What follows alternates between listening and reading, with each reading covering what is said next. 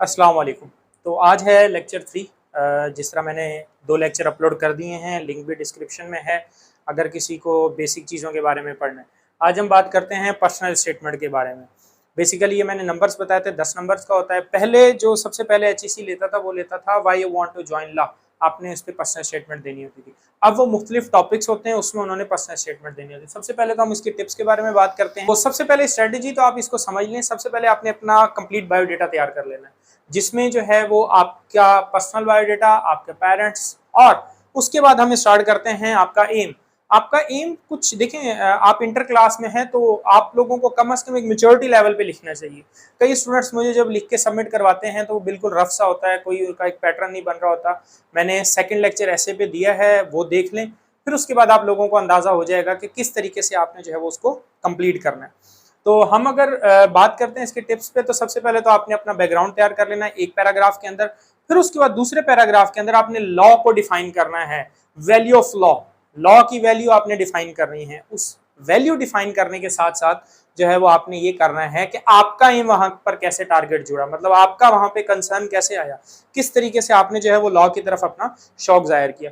अब बात करते हैं सैंपल। अक्सर स्टूडेंट्स का होता है कि सर सैंपल आप नहीं दे रहे या हमें बता नहीं रहे, तो मैंने फेसबुक पे जो है वो सैंपल इसके अपलोड कर दिए हैं।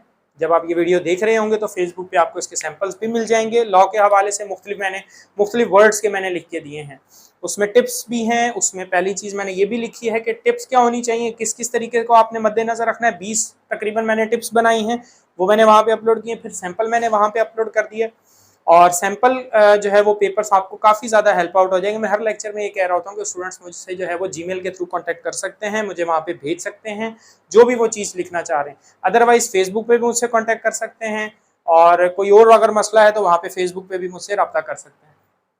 अब आते हैं हाउ टू अब आते हैं जो मेन चीज़, हाउ टू स्टार्ट।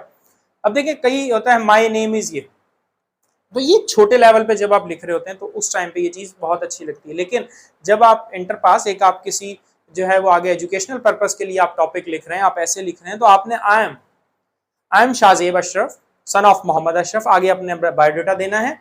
और फॉर एग्जांपल आपके जो फादर करते हैं, आपने उनका प्रोफेशन वहां पे डिस्कस करना है। तो देखें, अगर तो जिस तरह एक दफ़ा जो है वो रवादारी भी आ चुका है पर्सनल स्टेटमेंट के अंदर, तो रवादारी को आपने पर्सनल स्टेटमेंट के साथ इसी तरह जोड़ना है कि आपने उसमें अपना बायोडाटा देते हुए आपने उसको रवादारी को कंप्लीट करना है। लेकिन ऐसे की कुछ टिप्स अलग हैं, वो मैं फिर बता रहा हूँ, मैंने उस पर अपलोड किया हुआ है।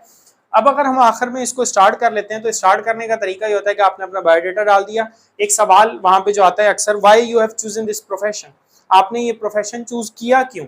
आपने उसकी लॉजिकल रीजनिंग देनी है कि आखिर क्या वजूहात थी जिसकी बेस पे आपने जो है वो ये कंप्लीट आपने ये ज्वाइन किया।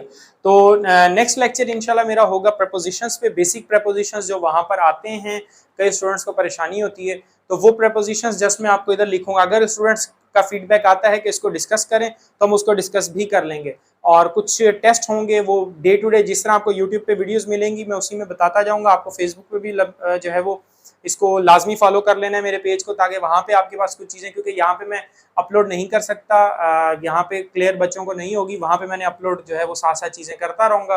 तो इंशाल्लाह जो है वो आप कनेक्टेड रहें।